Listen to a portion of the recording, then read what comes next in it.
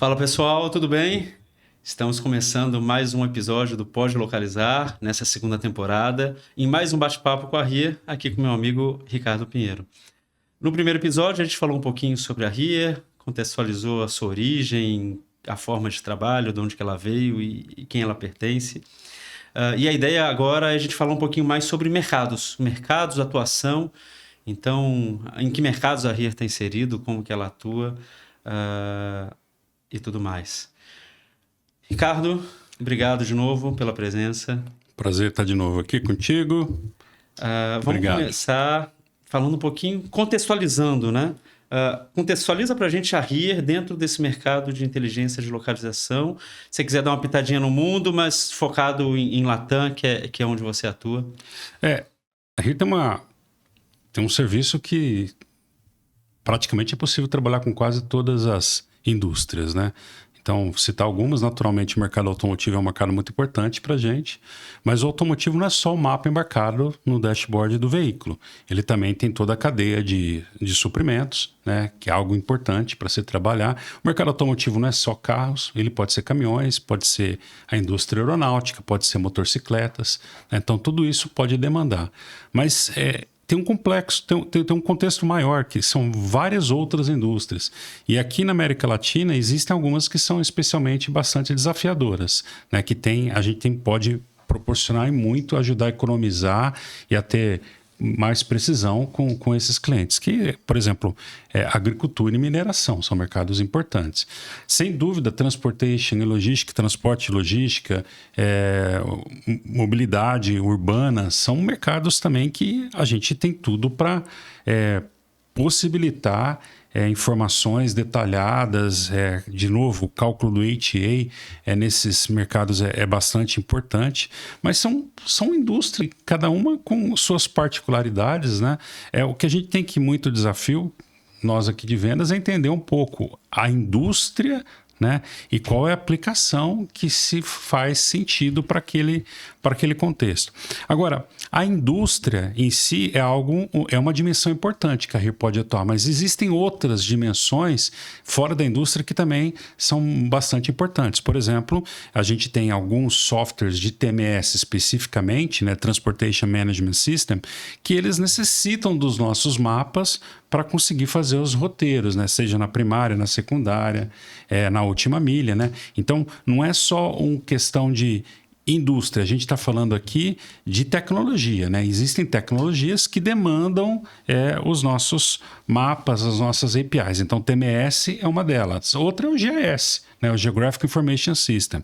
Então, são softwares poderosíssimos, né? Que podem fazer análise, mas a gente pode oferecer não somente nossas APIs, como a nossa cartografia, os nossos mapas, de tal modo que a gente popula as informações que estão nesse software de GIS para conseguir fazer a sua melhor rota, o seu geomarketing mais preciso, toda essa visão interessante. Então, eu gosto de falar que não é somente indústria, mas também tem a parte tecnológica quando a gente fala das possíveis atuações que a RIA tem no mercado. Bom, é bem legal você falar nisso, Pinheiro, porque quando a gente vai entender um pouco mais a fundo a inteligência de localização, né? E todo o trabalho que empresas como a RIA têm feito, e num nível de excelência muito grande, de digitalizar o mundo, né? De construir um grande índice do mundo e ter dados de forma geográfica para poder ser explorados. Isso é muito claro que você falou, porque hoje quando a gente fala o componente geográfico, ele está presente, obviamente em maior ou menor escala, em praticamente todos os grandes softwares e sistemas, né? Então, quando já pensar num ERP, quando ele vai cadastrar fornecedor e analisar a cadeia de suprimentos, tem um componente geográfico lá dentro, o próprio TMS, que você muito bem falou, que tem uma parte de roteirização, tem uma parte de YMS ali que vai fazer gestão de pátio, enfim, todos os componentes que, de alguma forma ou outra, aplicam APIs ou mapas que nós usamos. E o próprio BI, por exemplo, que o hoje... CRM, o Workforce Management. Exatamente, né? que não existe um BI que não tenha um dashboard que tenha um mapa que possa espacialmente mostrar como que estão distribuídos. Então, de uma forma maior ou menor, mapas e inteligência de localização está presente nesse conjunto de sistemas, né? Isso é bem bacana. E quando você fala de indústrias, Pinheiro, eu acho que a RIR tem um grande diferencial. No episódio anterior, e aí quem não assistiu, vai lá na nossa página no YouTube, pode procurar que vai achar o primeiro episódio. Mas eu comentei um ponto que eu acho que é um grande diferencial da RIR, que é a exclusividade do negócio, né?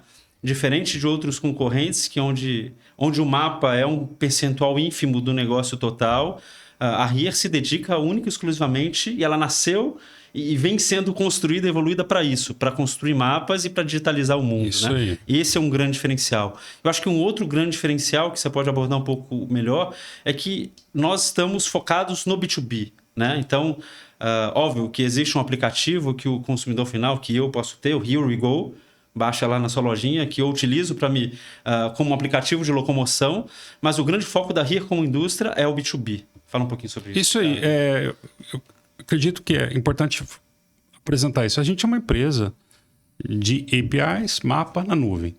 Esse é o nosso negócio. A gente opera em vários países no mundo e o nosso foco é o business to business, ou seja, para a gente é importante que os nossos parceiros e clientes monetizem, ganhem dinheiro com as nossas aplicações e economizem com seus clientes finais, né? Que eles tenham uma maior eficiência, sejam econômicos, né? Consigam reduzir custos utilizando nossas APIs. Esse é o nosso negócio. A gente não está preocupado com ter esses dados que a gente trabalha, conseguir aumentar o search. Nossa, a gente não tem uma ferramenta de busca, né? Que você vai lá não quer monetizar em cima do dado que alguém está colocando, né? Os nossos dados, eles chegam a gente, às vezes são comprados, adquiridos, outras vezes eles chegam de forma automática para a gente. A gente tem todo o cuidado de trabalhar esses dados, proporcionar melhor qualidade e de forma anônima esses dados são disponibilizados para nossos clientes, parceiros, que trabalham com eles para de forma a obter o melhor resultado. Mas é basicamente uma transação business to business. Legal. E eu acho que um ponto que você não pode deixar de falar para a gente é que dentro desse contexto de business to business, a RIR é mundialmente certificada, digamos assim. Ela é eleita como... Acho que são diversas premiações, né? Na verdade, certificada, premiada. Né? A RIR foi diversas vezes premiada como a melhor fornecedora de mapas de inteligência do mundo, correto? Pois é. A primeira vez que eu vi, eu fiquei um pouco surpreso.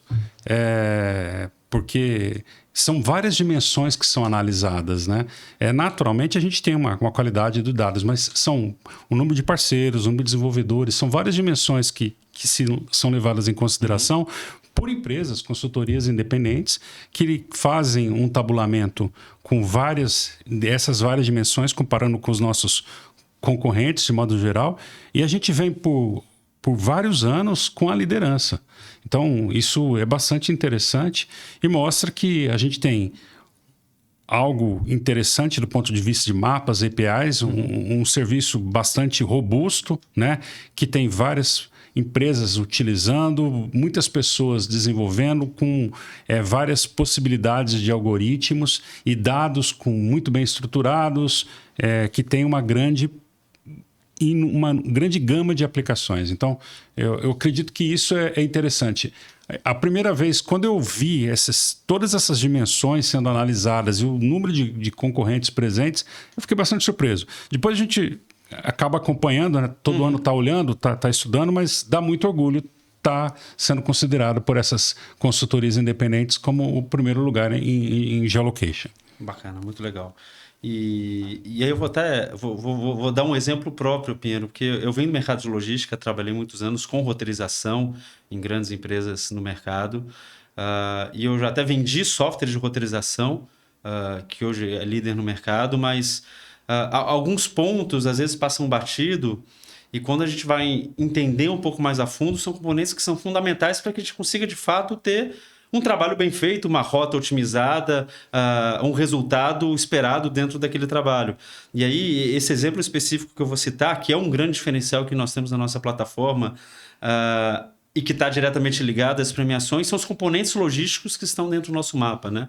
Então, independente dos mercados de atuação, obviamente que quando a gente fala de roteirização, a gente acaba tendo um foco maior em logística e transportes, mas isso está diretamente ligado ao agro também, em cases, em diversos outros segmentos, que é a possibilidade de você ter um mapa dividido em camadas, como o nosso é, que são mais de 90 camadas, mas que dentro dessas camadas você tem informações logísticas. Então, qual que é a largura da via?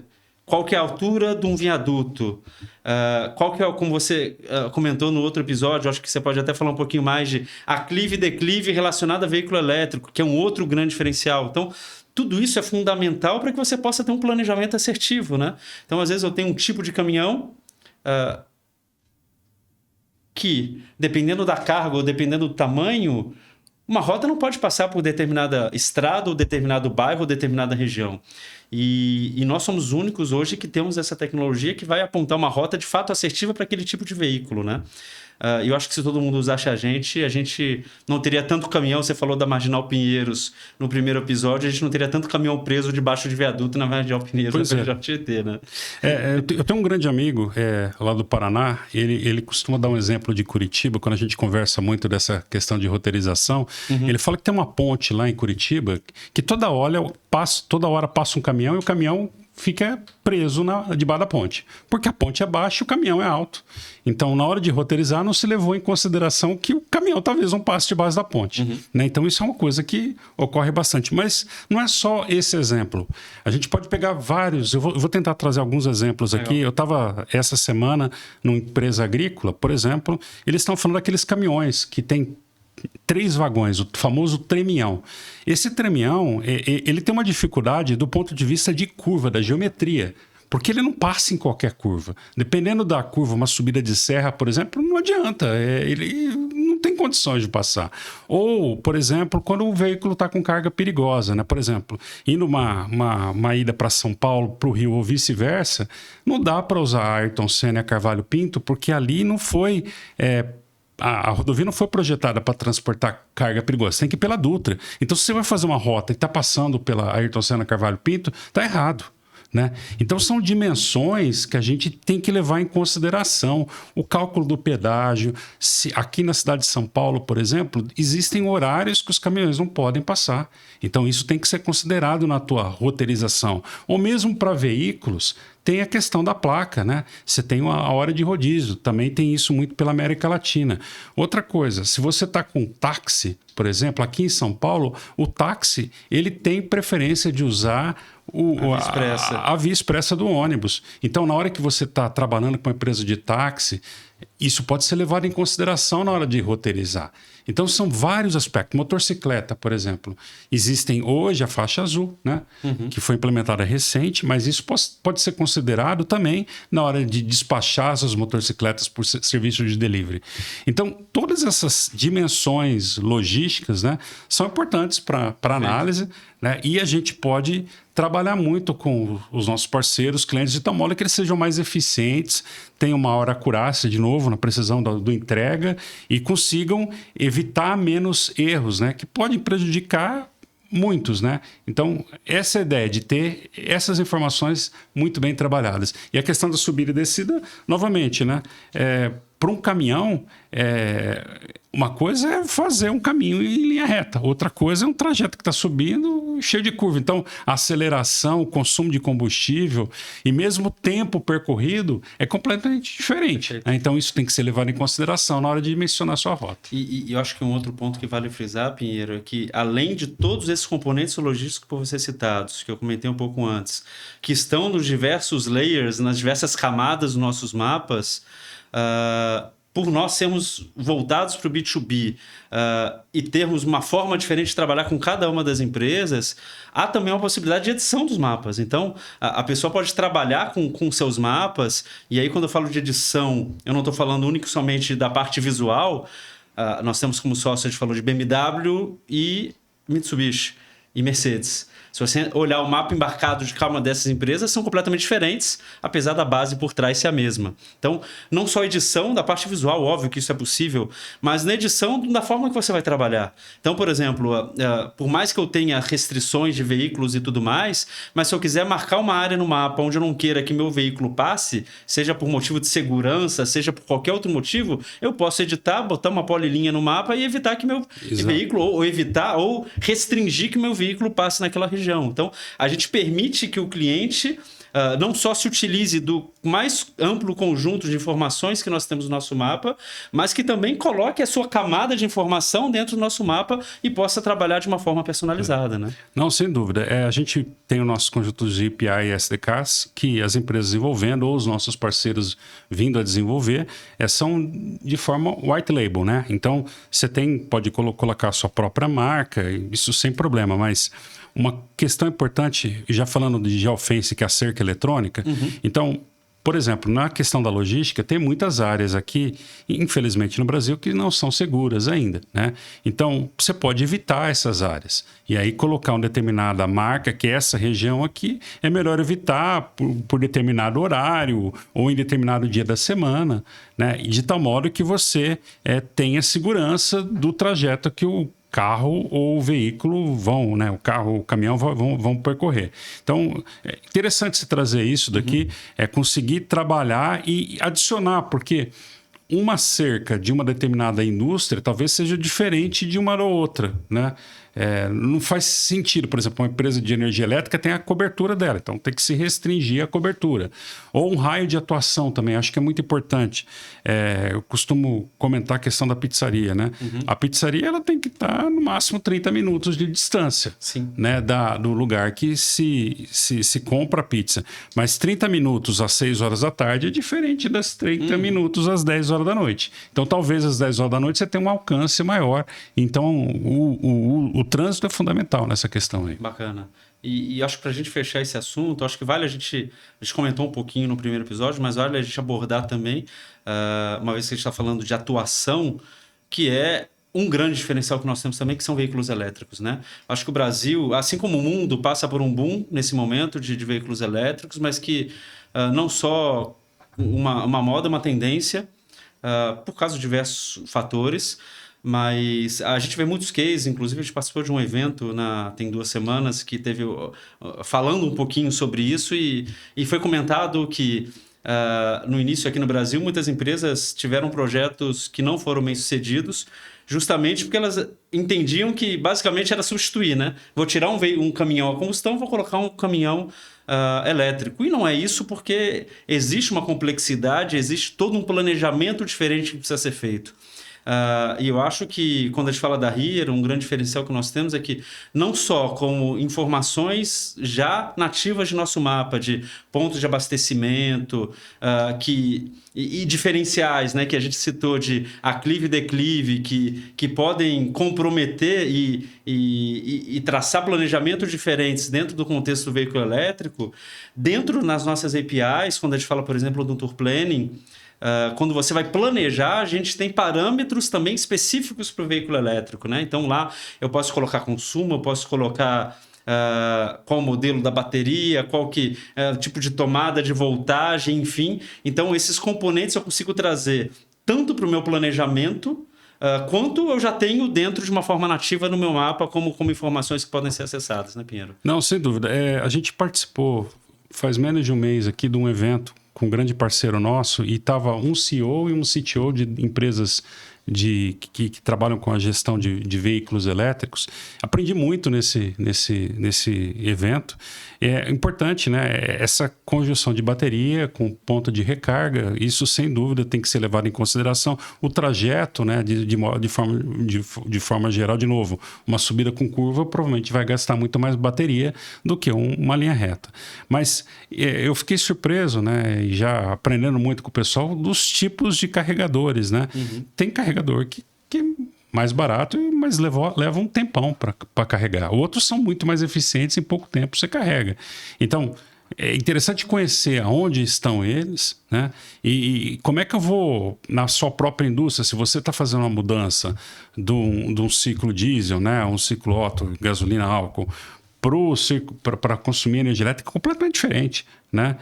Então, o comportamento, você tem que ter carregadores na sua empresa, tem que fazer um treinamento diferente, porque às vezes a aceleração do veículo elétrico é muito maior com um veículo de combustão. Tem questão, né, de segurança, né? De segurança, treinamento, capacidade. Então, é um outro mundo, né?